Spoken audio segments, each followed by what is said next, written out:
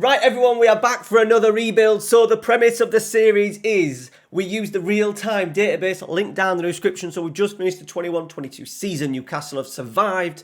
We're now going to take them on. We've got about 115 million to spend. We're going to do some business in the summer, put a tactic together, put a squad together and see how we do. Now, Newcastle have finished, what would they be their aim? They finished, what, 11th or 12th this season? I think if we can get European football, it would be absolutely tremendous. It's really hard, those top 5, 6 places. So European football, Europa Conference League, I think would be a decent journey to start. Now, next week is going to be Juventus. After that, I've got no planned video. So I want you right now to put your suggestions, who needs a rebuild, down in the comments. All right, let's get into today's video. Smash a like on it for me. Muchly appreciated. Subscribe if you are new. And little intro for the next 15 seconds is a new Let's Play coming on the channel in a couple of weeks. So make sure you subscribe so you don't miss it. Right, let's run the little intro and then let's rebuild Newcastle. I hope anybody's not stupid enough to write us off. Okay, so here we are, the 28th of May. The season has finished. What I've done is I've called a few players out of the under-23s on loan. I just thought I'd give you a look of how the squad looks. Now, it's actually pretty big in terms of proper pros. Not that many youngsters in the squad. You know, it's quite an aging squad. They've not had much come through in the youth system over the last few years. They've got 4 goalkeepers in Woodman, Darlow, Gillespie and Dubravka. I want to get rid of all 3 of them. I want to keep Freddie Woodman because I think he's homegrown. And I want to get rid of the other 3 and bring in another goalkeeper. Federico Fernandez is a player that I'm going to try and let go. Jamal Lascelles is a player that I actually don't mind too much, but he's going to be a backup. We definitely need to strengthen in centre-half areas. Kieran Clark, bye-bye. Fabian Schär, I probably would have kept, but he hasn't signed a new deal in the game. And because I've holidayed it till the end of the season, he's actually going to Hanover. Not a massive... He's actually done very well for Newcastle, I think, since Eddie Howe's come in. But in the game, he's not amazing. Paul Dummett as well. He stays in real life, but he's actually... I think he's joining Fabian Schär and going to Hanover's 96. Kieran Trippier, new signing. Emil Kraft will be transfer listed. Matthew Targett, we probably won't ask back on, even though he's done very well for Newcastle. He's not amazing in the game. I think we can do a little bit better. Jamal Lewis, I'll keep as a backup left back. Dan Burn, keeping. Javi Manquillo, trying to sell. Jacob Murphy, trying to sell. Bruno Guimaraes, obviously keeping. John Joe, I'm going to keep because I am a big fan of John Joe, but he'll only be a backup. Isaac Hayden, sell. Sean Longstaff, I've offered him a new contract. Will keep him because we're going to play with a 3-man midfield, so a little bit of backup in there. Matty Longstaff, his younger brother, will try and sell. Matt Ritchie will try and sell. Joe Willock, we're going to keep. Jeff Hendrick, we're going to sell. Joe Linton, we're definitely going to keep. Ryan Fraser trying to sell on. Almiron, backup, I'm going to keep. St. Maximum, obviously going to keep. Chris Wood, I'm going to try and transfer list, see if I can get anything for him. Callum Wilson will keep, and Dwight Gale we will sell on. So, in fact, there's actually a lot of players, and I think there will be a lot of players that will leave Newcastle this year. I don't think they're going to go crazy and spend 300 million. I've tried not to go too stupid and try and keep it to a realistic kind of vibe. Let me know your thoughts down in the comments where, if you have to sign 3 players for Newcastle in the summer, which ones would they be? What positions? I think, I've already uploaded my tactic in. We're going to play some sort of 4-3-3 with wide attacking, adventurous wide players. I would like to bring another wide player in, obviously a centre forward. I would like to sign another centre forward as well, mainly because Callum Wilson doesn't stay fit, and we know he doesn't stay fit. He always has a period out. So yeah, have another player in there. We're going to probably play with 2 box-to-box midfielders. I was on the lines of doing an attacking midfielder in a 4-2-3-1. And then I thought central midfielder and attack, but I think that's a little bit overpowered. So we're going to go with 2 box-to-box midfielders. One with the instruction of get further forward, just so they can break into the box a little bit. We've got 2 really solid. We've got solid wing-back in terms of Trippier, wing-back and defend. We'll maybe get more of an athletic wing-back, someone who's going to go beyond this left-hand side. We'll play St. Maximum on the left. We'll try and get someone for the right. And yeah, we obviously need a goalkeeper, another starting centre-half, and a couple of backup players as well. So it's still going to be very, very busy. Right, we're going to move on to, I think, mid-August. The season will have started. We'll have a little look at the squad. Let's see where we have strengthened this summer. But we will start with the players leaving St. James's Park. Right, boys, we're back. It's the 14th of August. We've gone through, we've actually started 2 games. I can't show you the fixtures because it'll show you who we've signed. We've basically played 2. We drew 2-2 against Manchester United, opening game of the season. 2-0 down, 2 late goals. Tremendous way to start the season. We've deserved a point, and then we've just lost. Narrowly 2-1 to Brentford. Bit of a disappointing performance. A little bit worried, but we're going to have to allow this team a little bit of time to gel. Okay, we've made about £44 million in terms of sales. I think that's quite realistic, though. But even though there's a lot of players leaving St James's Park this summer, I don't think there's a lot in terms of value. Okay, so let's go one by one, and we'll see where these players have gone. Okay, so the first one who's gone is Ryan Fraser. He has left, and he's gone to Celtic. 8.75 million. I think he's a player that could likely be shown the door, I think, in the summer. Hasn't featured much. I don't know if he's actually been injured the last few weeks, but he doesn't seem to have featured much. He seems to have gone with Almiron and St Maximum over the last few weeks. Yeah, it'll be interesting to see what they actually do with Ryan Fraser next season. Isaac Hayden has gone to Burnley. Proper Burnley signing this. Burnley actually, in this simulation, Burnley actually stayed up, and it was Everton that have gone down. So probably a signing that they could do. They might even do it in real life. You can imagine that there's going to be a few turnover of players there. £8.5 million they spent. I can't imagine them spending. It's probably the best deal we've got this summer. However, his mentals and physicals are absolutely tremendous. He's at a decent age as well, 27. But we needed to move away. We needed to give it a fresh. We need to make, especially our midfield, look a little bit more classy. Kieran Clark, we've managed to get rid of. He has gone to Club America out in Mexico. Only 230 grand, but we got him off the wages. We got him out the door. Really pleased. I was a bit worried that the board were going to say no, because obviously it was underneath his value of about 1.5 million, I think. But they just were happy to see the back of him. So Kieran Clark has gone. And then the main number one goalkeeper, once again, Dubravka, has gone to Burnley. The cost is 8.5 million. He's actually really nice in the game, but I just thought it was realistic. I think Newcastle are definitely going to be looking at a goalkeeper in the summer. We've strengthened in the summer, so it makes sense that we showed Dubravka the door. Carl Darlow has gone as well. We got a decent amount of money for him, 6.25 million. He's gone to AZ Alkmaar. Nice little bit of business. Once again, we've had 4 keepers. We've strengthened in the goalkeeping area as well, so it made sense to let Carl go. And a decent bit of money. Just this actually, all these little sales have given us the opportunity to sign one more in the summer, so has been highly important. I did think at some point that a lot of these were not going to go. Still got 2 or 3 to shift out. But I was really pleased that we've managed to get players like Darlow and Dubravka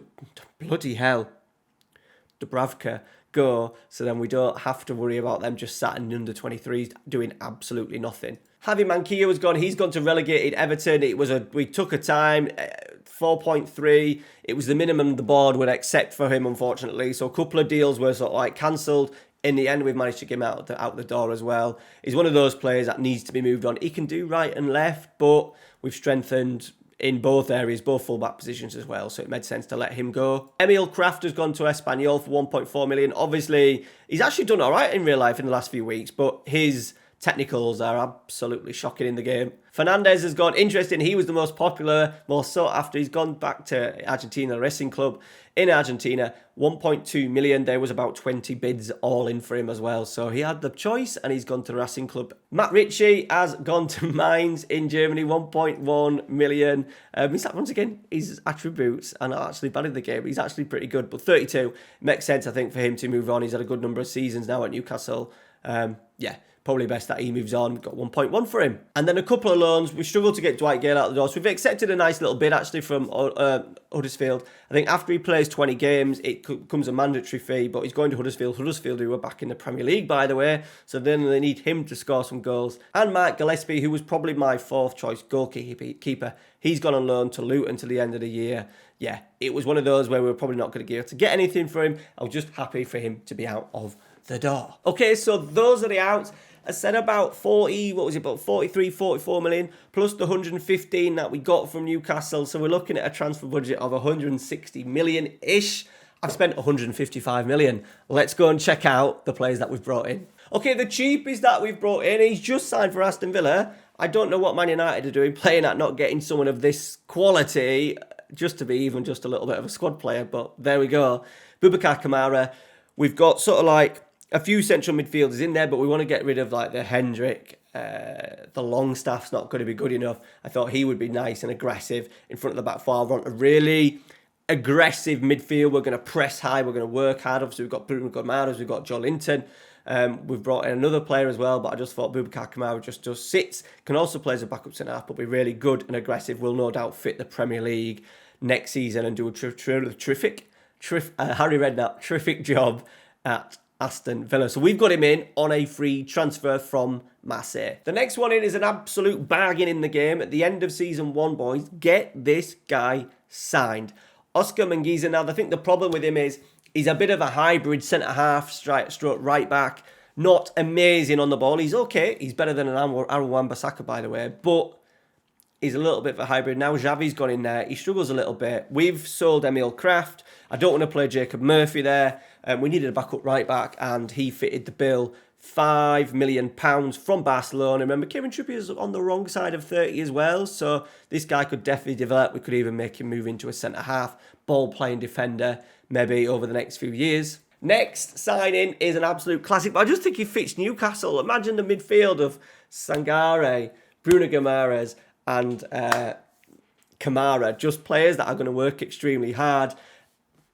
Absolute bargain in the game. 11.25. You can do this. This is obviously start of season 2. You can do this in season 1. Sitting him in the midfield, but I want him to be a box-to-box. I want him to get around the pitch.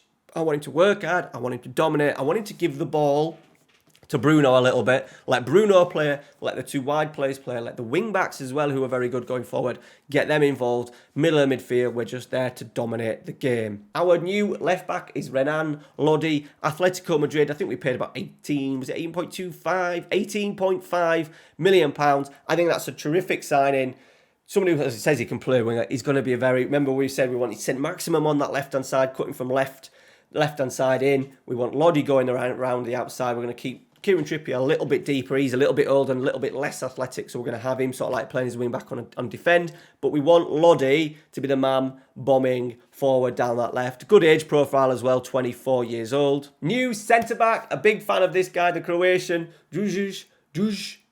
We'll just say Kalatakar. From Marseille, we got him for £20 million. Now, the game doesn't rate him massively at the moment in terms of stars, but he's 15 heading, 14 marking, 14 passing, 14 tackling. He's got a little bit of pace as well since he's 6'4", 12 pace, strength. I thought him next to Dan Burn would be tremendous together. He's 3.5-star potential from Marseille. I think a really good, solid signing in the game. 25 million, and my new number 1 is Nick Pope. Now, I was hoping Burnley would get relegated, so it'd make it a little bit easier. I think this is a potential. Now Burnley have been relegated in real life.